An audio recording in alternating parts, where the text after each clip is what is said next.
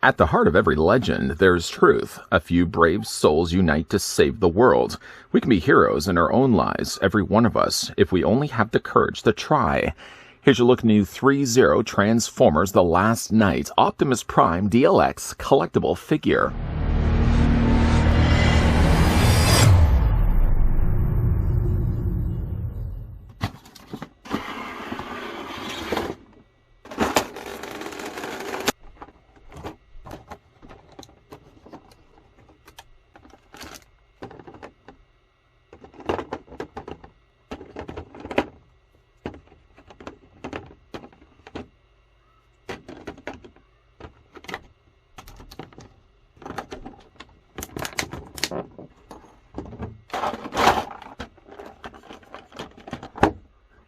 From Transformers The Last Night comes Threezero's DLX collectible figure series figure of Optimus Prime. Optimus Prime stands over 11 inches tall and features approximately 73 points of articulation with die-cast metal frame and LED illuminated eyes. Accessories include one blaster shield, one detachable wrist blade, one Cybertronian sword, one interchangeable battle mask, and a total of 4 pairs of interchangeable hands, and a DLX action stand for various expressive poses.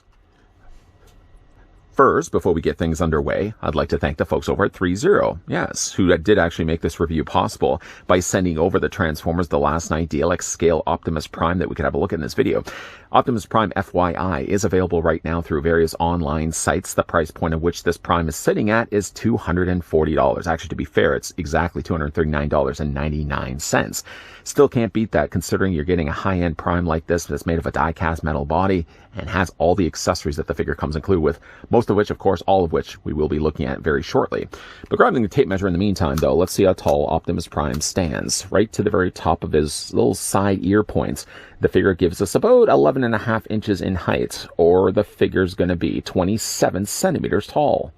And if this does help you, here's what the figure also looks like next to the DLX Optimus Prime that we've looked at in an earlier review. Certainly do check that out if you have a little bit of time on your hands. Shameless plugging aside, though, you can see that Prime only goes to about the mid-forearm here on the brand new DLX Optimus Prime, the Last Night version. Like with other DLX releases, Optimus Prime does come included with what seems to be the same display stand as we have gotten with those earlier releases. Printed along the top, you can see there's Threezero Transformers The Last Night. If I move my finger, though, out of the way, you can see there's Optimus Prime done in a different color of blue. The base, yes, does seem like it's exactly the same. Hollow, though, on the bottom, but a lot of detail going on to the top of the base here. Has more of a Cybertronian floor look to it. Of course, you can also see, jetting off past the point of the camera, that there's also the adjustable neck. The adjustable neck works in 2 ways. First of all, it runs along this track area here that you can then just release this. Well, actually, this is to lock it, but if you release it, you can actually slide the track up and down, forward and back, giving different desired angles depending on how you want to display the figure. To simply lock it, though, you're just going to bring the lever down, and it locks it in place. Then you've got this part right here that does extend out. You have to take the button here and just sort of kind of have to press it in a little bit, depress it in, and it allows the neck to actually retract. You can then extend it out to a very satisfying ratcheted sound, and then this will plug onto the back of Optimus Prime's body.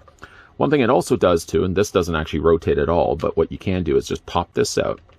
You may be able to see that there's some teeth all working around the outer circumference of this, and basically you just increase or decrease the angle of it just by simply pulling it out, either having it lower or just bringing it up a little bit higher instead. Now, in the placement of Optimus Prime, you have to take the figure and spin this around. A lot of details going to be talking about in this review. But here on the back, just behind, well, around his behind area, there's this section right here that's in between sort of the blue parts that stick out the sides of his torso. You have to kind of get your finger in there, and then you just pull this out. It's a lot easier, mind you, to do this if you have a pair of, like, if you have fingernails, for example. I don't. Just pull that out, though, and you'll see there's a rectangular plug. So it happens to actually fit the peg that's on the top of the neck, and that just plugs into place. It gives a good, pretty stable placement for Optimus Prime. Now, granted, you're probably not going to be having him as high as you are right now, but it does certainly help if you want to keep the pig or have the figure in different various poses. For me, for Optimus Prime at least, especially of this size, let's just snap this back into the display base here. For this figure of this size, I don't know if I would necessarily have him any leaping poses. Yes, it is technically possible, being the fact that you do have a stable enough stand, but I do think with the amount of weight that they actually put into this piece of Prime, I think he's almost too heavy to have him in any other pose than just standing straight. As for the accessories to come include with Optimus Prime, the first we'll look at happens to also be the longest. It's a Cybertronian sword. And just to also put that in perspective with Prime, putting it next to the figure, including the hilt, it goes about to the mid-shoulder on Prime. That's pretty long. This can actually be held in both his hand and also attached on the back of the figure's body. But before we do that, though, I did want to show you what the actual sword looks like. It's been cast here in silver plastic. It doesn't look like it's actually been painted, and yet it doesn't miss the detail department at all. There's some really nice sculpting on the middle of the blade, with bookend on either side, some Cybertronian scripture that's been colored in there in black. The guard, as well as the hilt, first of all, the guard does have some additional crimson red and metallic blue. And while it doesn't maybe make as many appearances on Prime as some of his earlier designs, for example, he's got a lot more silver happening here on this body. I do like the use of the red and the blue that they've used. They also have weathered this a bit. You can see that the paint isn't the cleanest or the sharpest. It looks like there's a little bit of wear, a little bit of tear added to the sword. Moving further from that, you can see a very decorative looking hilt. And at the top of the hilt, you can see as well the same matching red. Again, it's a nice looking sword. This can fit into his hands for obvious reasons. Prime's going to need to wield it after all. But it does also attach to the back of the figure's body. Before we actually do that, though, just to show you how this does fit into his hands, I'm going to grab one of the hands, one of the pairs of hands the figure comes included with. He comes with gripping hands. I'm just going to take a departure right now from the rest of the accessories. The hands themselves, one thing you may notice right away is he's missing the guard. This section right here is completely overlooked for a guard. Now, unfortunately, with the figure here, you have to take the guards that are on the hands that are provided, and you have to swap them out with all the other hands. It's fine from the sense that at least it saves them the plastic, but it also means if you happen to lose either one of the guards, the left or the right, it means that all the other hands are going to be unfortunately missing them. I do wish that they could have actually had the guards on each of the hands. Now, one thing I do actually like about this hand, these hands themselves, is that the thumb is actually ball jointed to even the point where you can actually remove it. So when it comes to him actually holding the sword, if you ever have problems before where figures have a tough time to hold their swords because their thumbs always get in the way of things, you simply just remove the thumb, slide the sword in. Now, you may also even want to heat this up just a little bit, but slide the sword in, and then you can easily then take the thumb and just plug it in after the fact. The only thing about it, though, is the few times I've done this, luckily the hilt itself doesn't seem to have any paint. Again, it looks like it's just a molded silver plastic. Let's just wiggle this off his hand. One thing you obviously will want to be careful of is the tiny little struts for his guard. Just take this off his hand. One thing I did want to say, though, is the few times that I've actually put it inside his hand, it looks like... Now, again, I already talked about the fact there's some weathering added to the actual guard. I think some of the paint has been chipped off just from the times I've actually put it into his hand. So I would certainly say, though, even though the weathering does work for actually the sword that he's going to wield, just be careful, though, and I would certainly recommend first heating the hand up before you decide to slide the sword in place. Now, of course, we're going to go and take the thumb. We don't want to lose the thumb after all. Just plug that in place. And then when we did want to change the hands, by the way, we're just going to grab the figure. And the reasoning why I'm doing this so early right now, I'm going to take this off, unplug it, because I did want to show you how the guard works. Just keep the figure there for 1 second. The guard place, as you can see, has some nice flame effect and using still the crimson red and the metallic blue. But you're just going to detach this and see how easy that is to be lost. Again, you're just going to plug that in place. And then that is, of course, going to then go onto the forearm. So let's go ahead and do that right now. Yeah, again, I do wish like each of the hands could have had their own dedicated guard. The only reason, again, I say that is just because you only have one pair. That's it for the entire figure. And I would hate to think if you lost the guard, then it basically means all the other hands that you're about to put in the figure's sockets, unfortunately, will all have now a missing hole or a place where the guard should have been. So he does have closed fists. Hold on, that was the fist hands. But he does also come with closed fists, one of which is already there. The figure also comes included with a relaxed pair of hands. And again, it looks like they're using just the molded silver plastic, but does have some immaculate detailing on each of the individual fingers. None of these fingers, by the way, are articulated, and in this case as well, the thumb does not look like it actually moves. So these hands are just molded in this way. The figure also does have gestured hands, dynamic hands. If you love dynamic hands with Prime or any one of the figures that Threezero put out, dynamic hands are always great for those really cool looking poses. I did mention earlier when we had a look at the stand that you really would want to put Prime in a standing pose. I don't mean necessarily just like this. Blah. I do mean, you know, obviously you can put him in a better pose than just this, but I don't know if I would actually put him in a levitating or leaping pose. just because there's a lot of weight for the figure.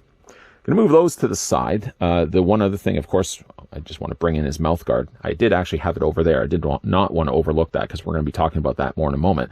The figure also then goes back to the accessories. The figure also comes included with Cybertronian shield. The blaster shield actually does look really nice. It does have not quite the same coloring as the sword. The sword seems like it's a little bit more of a cleaner silver plastic, where the shield does look like it's been roughed up a little bit more.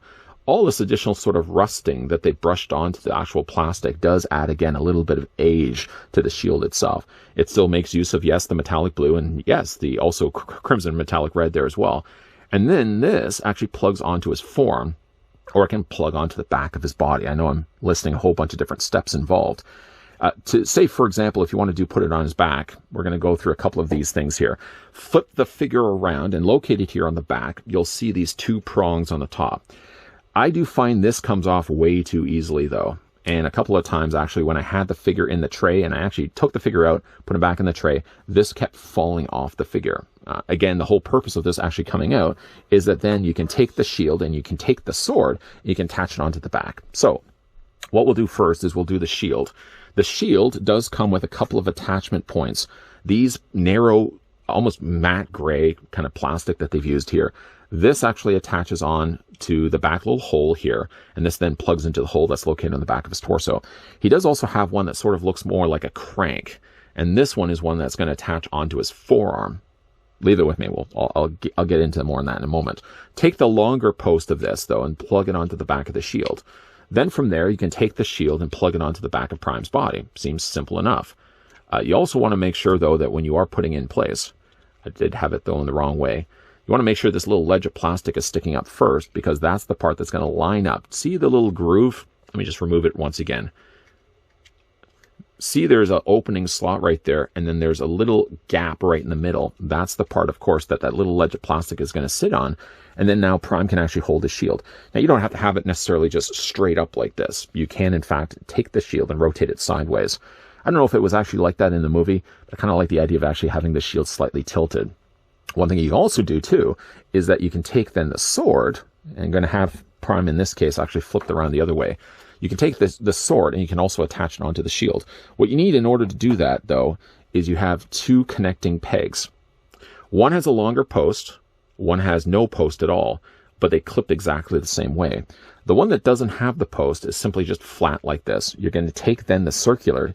Might be even a better idea to do this with the shield on his back first, because I actually find it's easier just to simply sheath the sword down. Once that's plugged in place, then you're going to go ahead and take your sword, and you don't have to actually like wedge it in there either. All you have to do is just take the sword as if you're actually holstering it, slide it all the way down. Now Prime can actually hold both the shield and the sword. I think that's pretty cool. Even though attaching the sword really works the same way, I did actually want to show you guys what it looks like. So again, we've got that little clamp piece, but now we're going to actually use the one that has the longer post.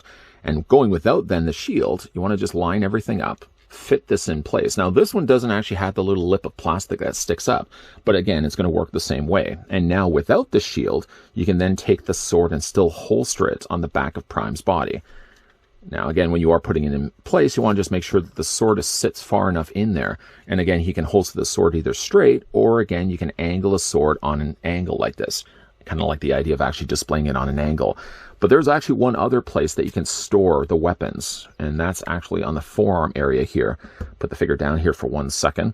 Prime does come included with a forearm piece. Now, you'll see with this one does actually have a little square opening. It's not even quite a square, it's a little angle in the corner.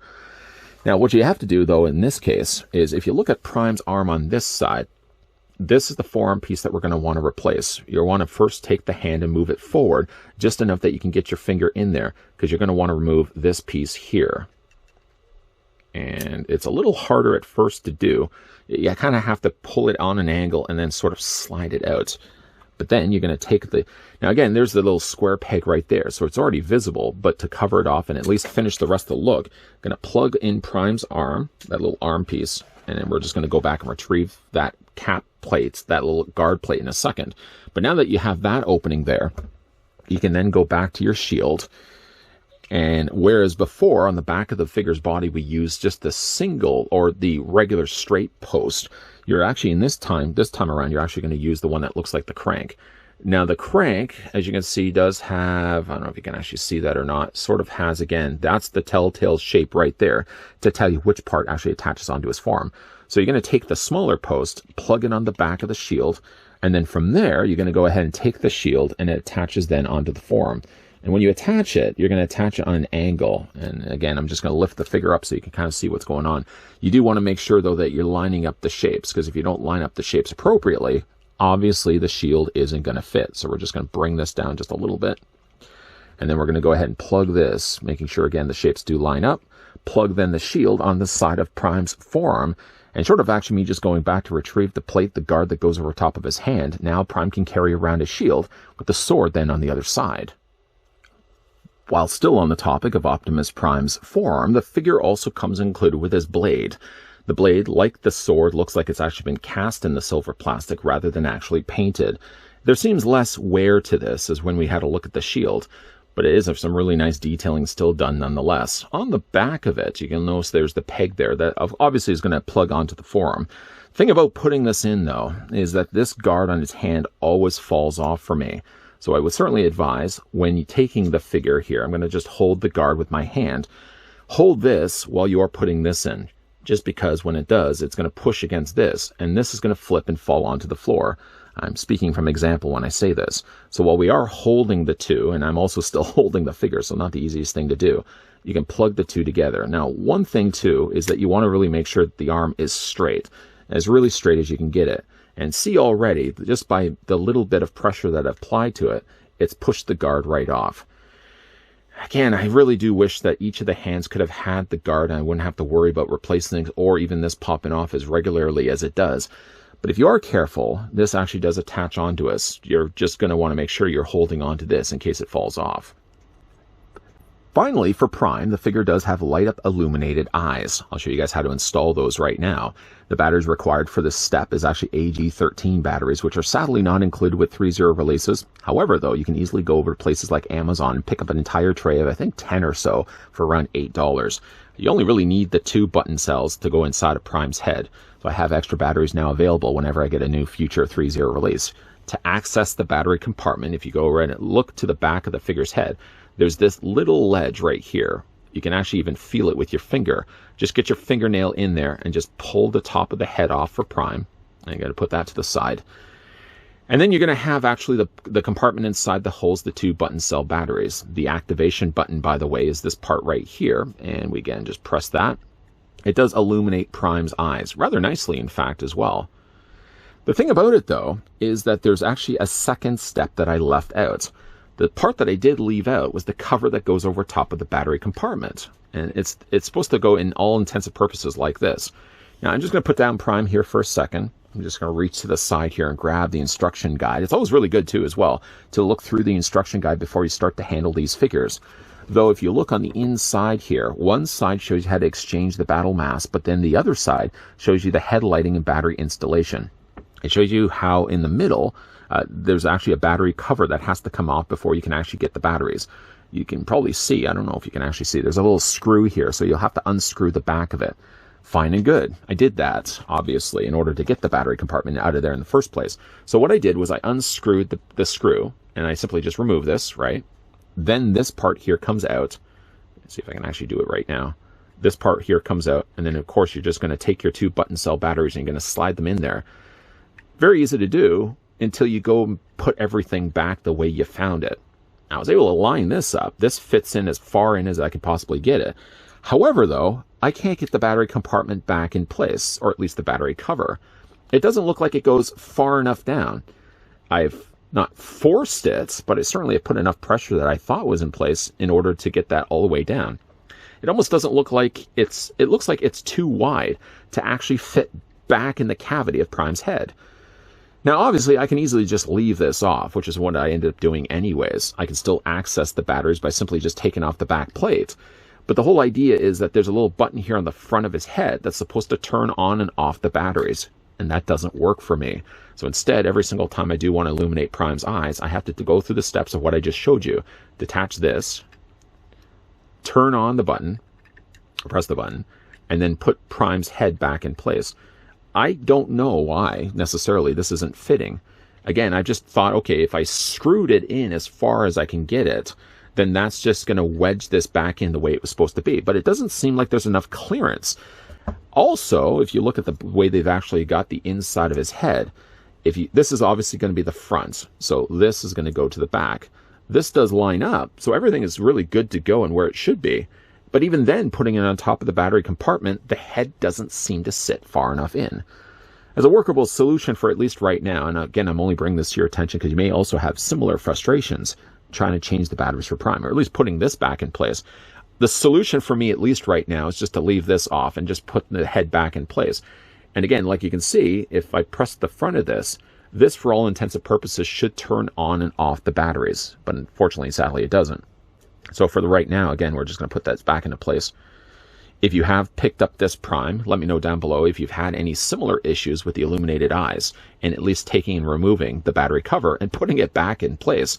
But to show you at least what the batteries look like with now the eyes illuminated, it has very much, again, that Michael Bay designed eye style, where it's not even just solid beads of blue either. You can see there's these tiny little details happening to the inside of the eyes. It illuminates, to its credit, quite well.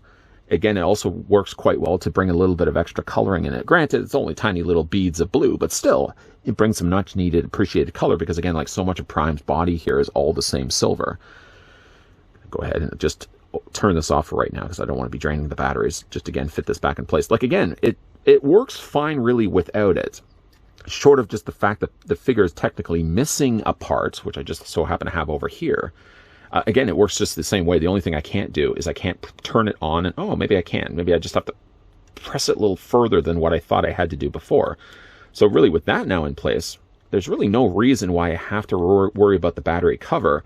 Sort of the fact, again, it's just going to be an extra piece now included inside the packaging. I'm just not going to end up using with the figure. Okay, the last thing I did want to talk about for Prime before we actually get down to looking at the details on the figure is the figure also comes included with the mouth guard, or the mouthpiece. Right now, he does have the mouth guard, which I prefer myself when it comes to displaying Optimus Prime, but if you are one that likes to have talking Prime instead, then he comes with this tiny little piece. The piece itself, you will want to be careful with. You're just going to want to kind of get your finger just underneath the nose. And again, this works, believe me, so much easier when you have fingernails. Sort of just wedge it up and down, or kind of wiggle it up and down. And then very carefully, because you don't want to drop it. There's the two pegs, and you can see there's a little slot underneath. Then you're going to just rinse and repeat the steps in reverse. And of course, you're just going to put the mouthpiece in place. And then just make sure it's all the way in there. And now you got Prime with his mouth instead. I've always been a bigger fan myself of Prime having a guard over his mouth. But if that's the look that you prefer, then that's a look that's also available here from Threezero. Now, again, overall, a really nice looking head sculpt for Prime. Bearing more so of the blues that we're so more used to seeing with the earlier Prime designs. Prime's head in the earlier films would have had much more of the blue, but again, now it's kind of been more kept to the silvers, kind of playing into the motif of the knights. The silver does work quite well to Prime, and I gotta say, it actually kind of looks better here as a figure, where you kind of get the chance more to see more of the details to the figure, where so much moves so fastly in the movie. It's kind of hard to be able to pinpoint what's going on. Because Prime's so silver all the time, really a lot of the details kind of get lost in the mix. But like the head sculpt is fantastic on this Prime. Again, like the work that Threezero put into these pieces in the first place. Get only just a few little areas, little indications there of the blue, but again, mostly you've got an all silver head sculpt. The silver, of course, continues down to the rest of his body. He's got a few little things that are calling cards to the earlier Primes, like, for example, the flames and the blue there on the front of his chest. But again, like so much more silver happening here. There's a tiny, tiny little Autobot logo there. So small, in fact, you might even overlook it. And some nice additional gold that they've also added not only to the front of the chest, but also some nice gold that also makes appearances down the figure's body as well. The design is rather interesting for Prime. Again, while it is a lot of silver, granted, it does have a really cool, like, medieval look to it. The exhaust, or the engine smokestacks, I was just drawing a blank as the name of those. The smokestacks here on the back, as you can see, have been discolored by a little bit of like the soot settling black there on the top of it. That's a nice little detailing. But again, like an overall, just a really nice looking figure. I don't know how realistically this guy would be able to transform into a truck. It doesn't look like there's any real truck parts necessarily here to Prime, but not denying the fact it's a neat looking Prime design. Like his body is die cast, most of the die cast. Obviously the parts, the plates like the shoulders, The forearm pieces and stuff like that will all again be plastic, but the understructure, the skeletal inside, will all be a die-cast metal frame. But again, you got really cool stuff going on here for Optimus Prime.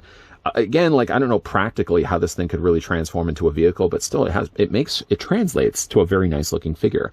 You got the flame effect there, the flame added there, painted on the little guard pieces over his hands, also up here on the forearms as well. And he has also these little tiny, like little wires here, tubes that he has on the running of the front of his body. Now, these aren't going to be causing any problems when it comes necessarily to the figure's articulation. The only thing I did have problems with was the front of his skirting. The skirting is actually articulated, but you will want to be careful when it comes to moving the legs around you that you don't clip these in the process. He has actually a few little things on his legs, in fact, that actually do move around. They all seem to be attaching all the similar way with the ball joint system. Again, some nice blue added there for his knees, some additional gold, some even Cybertronian scripture has been etched onto the metal of his body as well. Again, just a really nice use of the reds and the blues. Again, admittingly, I still kind of like the more classic look of Optimus Prime. I like certainly Prime with a lot more blues and a lot more reds, but the silver does work quite well for the figure. Okay, so let's have a look at the articulation now for Optimus Prime. I just want to make sure his mouth guard and everything is fully intact, make sure everything's in place. Okay, so his head's on a ball joint. It's going to be obviously a little bit more limited because he's got the shoulder pieces here on the side. You can move the head back and forth this way and also up and down. Quite a long reach as well. Now, as well, to help assist the head to move up and down the way that it is, there's also a secondary ball joint at the base of the neck.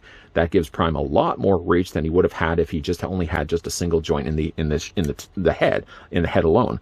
The upper torso now is on a ball joint. Now, the ball joint does allow the torso's body to rotate back and forth this way, but also you can take Prime's entire torso and crunch it forward, giving us some additional dynamic poses, certainly if you wish. The figure also does have shoulder articulation, obviously, as well. The thing about the shoulders, though, is you want to just make sure that the side shoulder guards that he has, the plates on his armor, you want to make sure that they are out of the way of the smokestacks. The reason why, again, I say that is, obviously, if this is going to clip the smokestacks, it may result in popping these off in the process. The arms do, I would say, give you still a 90-degree angle bend. You can take Prime's arms and technically rotate them all the way around. I think I just dropped the guard again. Arms rotate, though, all the way around. The figure does have no bicep swivel, but he does have a double hinge on the elbow. And the thing I kind of like about the elbows is that as you are rotating this, not that it has an anamorph, but an automatic morph, but it does certainly when you are rotating or hinging the elbow, you can kind of feel like the shoulder springs up, or the elbow area springs up along with it.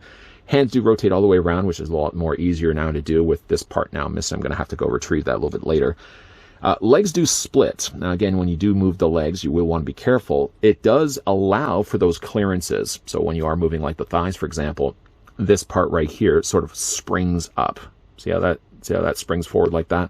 So that does allow the leg to give a little bit more of a higher reach, a little more of a higher split. Legs go forward. Legs go also back. But while you are, again, doing this, just make sure you're careful of the skirting here. I've already clipped them the first time, and I think these end up just popping off, but I popped them back into place again. They're just on ball joints, but just don't be careful. Figure does have a double hinge on the knee. And again, when it comes to his legs, just straighten those back up here. The feet, luckily, do move forward and back this way, but they also do have a nice ankle pivot, too. There is no toe articulation. There is no toe articulation, even though really technically it does look like there's toe. There is. There is. Earlier, the feet were giving me problems where they felt they were too tight, but there's technically toe articulation there as well, and some nice sculpting on the undersides of the feet of Optimus Prime. You know, again, it's overall a nice-looking figure. I had a few little issues already expressed over the course of this review. I guess the biggest one, really, is the design is good. The design, it definitely captured the look of Optimus Prime from Transformers, again, the last night. The only, again, issues I really have is the handguard. The handguard keeps popping off way too frequently. You may have only saw 2 or 3 times in this review, but I think over the course of just recording this video, the hands probably, those little arm pieces have probably popped off, I think, at least a dozen times or so. I do wish, again, each of the hands would have had their own dedicated standalone guards, apart simply just molding it into the hands themselves, similar to what they would have done with the Iron Man figures. I don't get personally why they would have had these as separate pieces. I mean, obviously for the cost of plastic, it makes more sense. You simply just remove it. But it doesn't really lend anything to adding in the accessories. You don't necessarily need to remove it in order to add the blade. You don't need to remove it in order to add the shield. So it doesn't make any sense for me why that had to be something that had to be removed on the figure in the first place. Other than that, and maybe whatever issues I may have had installing back the battery cover, still not sure how that goes all the way in. It does go on the inside of Prime's head, granted, but it doesn't actually fit properly in place when you install the batteries the first time. While I do miss a lot more of the reds and the blues that made up Prime's design in the earlier sequels, last night's Prime design, while it doesn't seem practically able to actually transform into a truck, did have some rather interesting elements to it. You see a lot more of it, granted, here now with the Threezero release, because of course in the movie everything moves so fast and so close, that's Michael Bay's style after all, that you don't always get the chance to kind of experience how much design goes into these robots in the first place. Threezero replicates this nicely in a smaller scale format that does have everything that Prime could do in the movie, short of actually transforming. If that's not a deal breaker at all to you, I definitely would certainly recommend picking this guy up, especially if you're a big fan of The Last Knight.